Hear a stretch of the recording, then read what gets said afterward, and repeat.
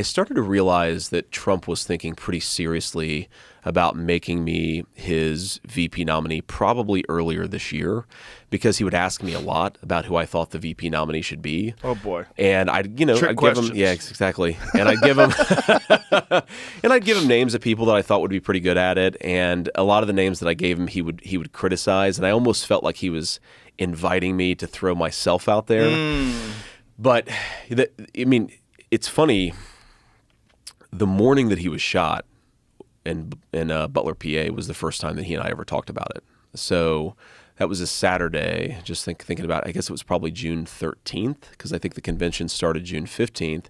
I go down to Mar-a-Lago that morning, Saturday morning, and I'm talking to him for the first time, because the media always asked me. I was like one of the rumored shortlist candidates. I kept on getting these questions from reporters. Have you ever had this conversation with Trump? And the honest answer was no. Well, Saturday morning that changed, because I go down there and he's like, what do you think? Why should I choose you? Why should I not choose these other guys? Like, we just had a conversation. Who else was in the running? I don't really know, actually. Don't lie. I really don't know. Come on, man. I think that there were a couple of senators that were being considered, a couple of governors, a couple of former cabinet secretaries, but you don't really know, because when Donald Trump sat me down, he talked about 10 different people that he was thinking about naming, and this was 2 days before he made the selection. So he's playing like a little, let's see how JD thinks game. Yeah, I think so. And he told me that he was talking to the gardener at Mar-a-Lago about who the vice presidential nominee should be. And that's one of, I think, Trump's sort of political geniuses, is he talks to everybody about everything.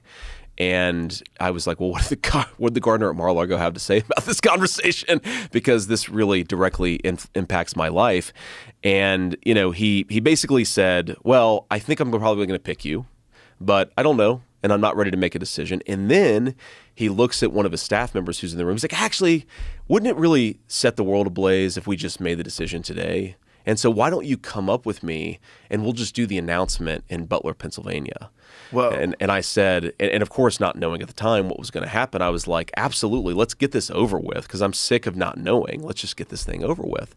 And then he's like, no, I'm not gonna do it up there. We need to prepare for it better. So look, I'm not saying it's going to be you, but I'm thinking very seriously about it. Have fun. We'll see after Butler, PA. And then of course I go back home to Ohio. Oh boy. He gets shot.